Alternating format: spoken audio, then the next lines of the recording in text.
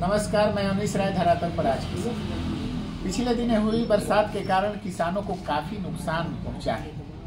दलहनी फसलों से लेकर विभिन्न प्रकार की सब्जियों की फसलों को काफ़ी नुकसान पहुंचा है। और कहां कैसे नुकसान पहुंचा है, क्या करें किसान जिससे उनके फसलों को बचाया जा सके। अक्सर हम लोग वीडियो में फसलों के डॉक्टर हम लोग बोलते हैं सर्वेश राय जी को, जो किसान उधर थोड़ा दिखाइए, कैमरा ले जाइए। किसान परामर्श केंद्र हैं जो जहां पर किसान आते हैं और कौन सी दवाओं का प्रयोग किया जाएगा, पौधे को लाते हैं, दिखाते हैं और ये उस हिसाब से इलाज बताते हैं। साथ में दिवाकर जी प्रगतिशील किसान, अक्सर हम लोग भी खेतों में घूमते हैं। चूँकि खेतों में काफ़ी पानी हो गया है, कई जगहों पे जाना मुश्किल है, इसलिए हम लोग खेतों में नहीं ये वीडियो शूट कर पाए। तो हम डायरेक्ट सीधे इनकी ओर तरफ आते हैं। और सर्वेश जी जरा बताइए कि ये जो बरसात हुई है उससे स्टेप बाय स्टेप बताइएगा किन फसलों को नुकसान पहुंचा है और उन फसलों को कैसे बचाया जा सके। सबसे पहले ये एरिया करेल का क्षेत्र है, अन्य क्षेत्रों पर भी हम जाएंगे। तो यहाँ की मुख्य फसल मसूर है। तो मसूर, चना या दलहनी फसलें हैं और मिर्च का बेल्ट। तो सबसे पहले हम दलहनी फसलों पे आते हैं कि उनको क्या नुकसान पहुंचा है और कैसे इसका इलाज किया जाए, कैसे कौन सी दवाएं छिड़की हैं। सबसे पहले तो मैं बात दलहनों में मसूर की करूं, जो इस साल समय की बुआई की अक्टूबर लास्ट। थोड़ा आवाज़ और तेज करें क्योंकि माइक नहीं है, किसानों को समझ चाहूँगा। मेरा गला थोड़ा सा खराब है, तो अगर आपको कुछ सुनने में दिक्कत हो रही होगी, मुझे लग रहा है कि वीडियो में उतनी मेरी आवाज़ क्लियर नहीं होगी। मैं सबसे पहले मसूर का जिक्र करना चाहूँगा जी। इस साल कई वर्षों के उपरांत मैंने देखा कि समय से बुआई के लिए मौसम अनुकूल हुआ था मसूर, जिसमें जो चित्रा नक्षत्र के बाद हमारी बुआई होती है उसमें मैक्सिमम हमारे किसान भाई मसूर की बुआई कर चुके थे और वो मसूर अपने अंतिम पड़ाव पे थी। 60 से 65 से 70% तक उसमें फलियां बन गई थी, 30-35% फूल बाकी थे। इस समय बारिश का मतलब उनके लिए, जैसे आपने जिक्र किया था थोड़ी देर पहले बातचीत के दौरान, कि ये बारिश जो है कुछ फसलों के लिए जहर के समान साबित होगी।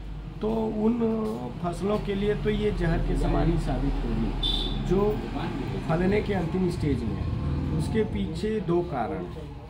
नंबर एक, जो उनकी जड़ें हैं, उनके अंदर अब ज़मीन से खुराक लेने की क्षमता धीरे धीरे कम होने लगती है, क्योंकि वो जड़ें पुरानी हो जाती हैं। तो इस बारिश से वो जड़ें सड़ने लगती, तो फसल सूखने के स्थिति में आ जाती है। दूसरी चीज़ क्या है, जो मसूर पे 3-4 बीमारियां आती हैं। उसमें सबसे खतरनाक बीमारी उसका रस्ट है, स्टेमफिलियम ब्लाइट है, झुलसा है, एंथ्रेक्नोज है, बोइट्रिस रैट है। इनके अटैक होने के चांसेस ज़्यादा हैं। इसी के साथ जो हमारी प्रमुख फसल है चना है। चने में जो हमारे चने की बुआई अक्टूबर महीने की और नवंबर फर्स्ट महीने की है, जो फूल की स्थिति में थे, तो उस पर भी इस बारिश का बुरा प्रभाव पड़ना है। उसमें लार्जिंग स्टार्ट होगी, जो फूल लगे थे, फलने की स्थितियां बन रही थी, वो फूल मरेंगे और फिर से चने के अंदर वानस्पतिक वृद्धि शुरू होगी, तो उत्पादन प्रभावित होगा। दूसरी चीज, अगर इसके साथ हम आप कहें तो निदान भी साथ साथ बताते चले। निदान साथ साथ पहले स्टेप बाय स्टेप बताते मसूर और तो चना हम थोड़ा सा लौट के आते हैं मसूर पे। तो मसूर में जो हमारा जड़ सड़ेगा या उससे हम सशंकित हैं, उसका उपाय तो हम नहीं कर सकते, लेकिन जो हमारा उसमें झुलसा लगने का चांसेस है, जो रस्ट लगने का चांसेस है, उसके लिए हम कुछ अपना केमिकल प्रयोग करके और फसलों को बचा सकते हैं। जैसे मान के चलिए आपका कार्बेंडाजिम मैंकोजेब का कॉम्बिनेशन है, तो कुछ दर्शकों को ये बताते जाइए कि कौन सा कॉम्बिनेशन, कौन सी दवा। कार्बेंडाजिम मैंकोजेब का जो कॉम्बिनेशन आता है, जो विभिन्न नामों से मार्केट में उपलब्ध है, या आप स्प्रिंज कह लीजिए, साफ कह लीजिए, कार्मेल कह लीजिए। इसके अलावा थायोफिनेट मिथाइल आती है, जो रोको के नाम से आती है, थीम के नाम से आती है। इसके अलावा क्लोरोथालोनील आता है जिनका लेवल क्लेम है। इसके अलावा थोड़ा सा हम करेंट की बात अगर करें तो आपका एजॉक्सिएस्ट्रोबिन और डाइफेनाकोनाजोल का जो कम्बिनेशन है वो एक कॉमन डिजीज़ को रोकने में काम आता है। जैसे वो रस्ट पे भी उसका नियंत्रण है, वर्टिस रैट पे भी उसका नियंत्रण है, स्टेमफिलियम ब्लाइट आता है उस पर भी उसका नियंत्रण है। तो आज के तारीख में अगर किसान इसको अपनाते हैं, करंट नामक दवा नहीं, हाँ, उसका इसमें शामिल हो सकता है। डाइजोटाप है। दवा का नाम चूंकि इसलिए नहीं भाई साहब बता रहे हैं कि वो ब्रांडिंग हो जाएगी, लेकिन अब दवा का नाम अगर बता देंगे हाँ, तो किसान को बता खरीदने में सकते हैं। सहूलियत होगी। डाइजोटाप है, डाइजोटाप हाँ, दवा उसमें है। एजॉक्सिएस्ट्रोबिन, डाइफेनाकोनाजोल 100 से 125 ml की मात्रा। चूँकि हम लोकल भाषा में बात कर रहे हैं इसलिए बीघे की बात कर रहे हैं, नहीं तो जनरली कृषि में बिस्सा, एकड़, हाँ, डिसमिल, पानी वाला बताइए, पानी तो वाला हमारा बताइए। 80 लीटर पानी के साथ 100 से 125 ml डाइजोटाप को मिला के, और साथ ही चूँकि अभी बादल गए नहीं हैं तो लाही के चांसेस, माहू के चांसेस ज़्यादा है, तो उसमें हम नियर अबाउट बीघे के अंदर 50 से 60 ग्राम थाइमेथाक्साम मिला के यूज करते हैं। तो मसूर में जो समस्या होने वाली है इस बारिश के उपरांत, उसमें हमको सहूलियत मिलेगी। तो डाइजोटाप जो आप बता रहे हैं जी 100 से 125 ml जी, कितने लीटर पानी में? वो आपका है 80 लीटर 80 लीटर पानी में। ये कितने बीघे का खुराक है? एक बीघे एक बीघे का खुराक। एक बीघे का खुराक है 80 लीटर पानी में। चूंकि दवाओं का प्रयोग लीटर के अनुसार ही होता है। और दूसरा आपने बताया क्या?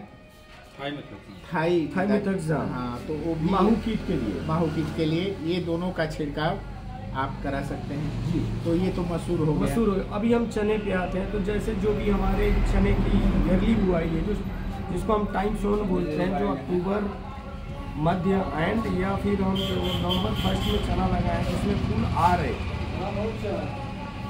उसके साथ हम एक चीज़ देखें, जैसे जहाँ लार्जिंग हो रही है उस स्टेज में एक तत्व आता है NAA, जैसे एग्रोना है, प्लानोफिक्स है, इस तरह का है।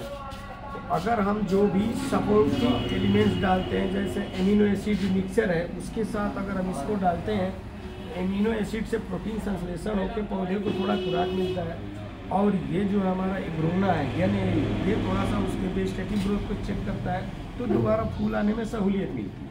अच्छा, तो मात्रा बता दीजिए चने में अगर हम इसको डालते हैं NAA, हाँ, NAA प्लानोफिक्स या एग्रोना की बात अगर हम करें तो वो 25 ml बीघा 25 ml बीघा या 40 ml एकड़, और 250 ml बीघा एमिनो एसिड, इम्यूनोज 250 ml बीघा या 400 ml एकड़, हाँ, या 400 ml एकड़ इम्यूनोज। हाँ, ये दोनों को मिला के हम करते हैं। तो अगर मौसम थोड़ा सा फ्रेश मिला तो जल्दी फूल आ जाते हैं। लार्जिंग की समस्या थोड़ा सा चेक होती है।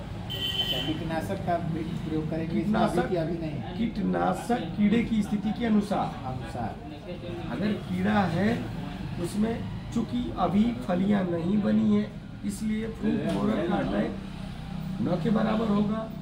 जो उसमें पत्ती खाने वाले कीड़े हेलियोथीस है, अगर उसका अटैक आता है तो इमामेक्टिन बेंजोएट।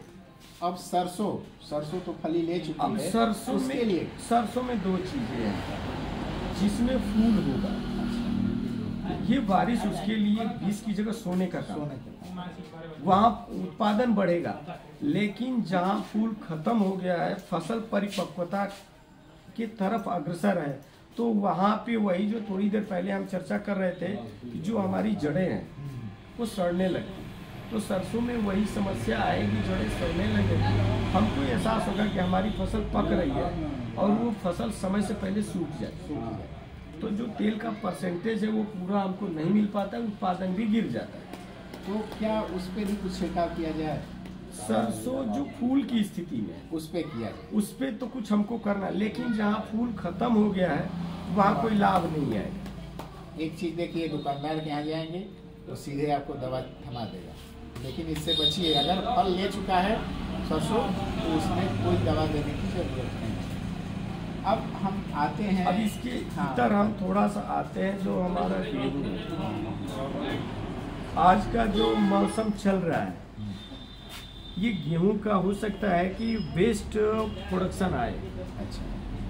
गेहूं का, क्योंकि जिस एरिया की हम बात कर रहे हैं, जिस एरिया का हम लोग प्रतिनिधित्व कर रहे हैं, यहाँ 80 और 20 का रेशियो, 20% ही टाइम जोन की बुआई है गेहूं की, 80% मटर निकाल के लोग गेहूं लगाए, तो वो फसलें लेट लगी। उसके हिसाब से ये मौसम जो है गेहूं के हिसाब से बेहतर है। अच्छा, गेहूं के लिए बेहतर।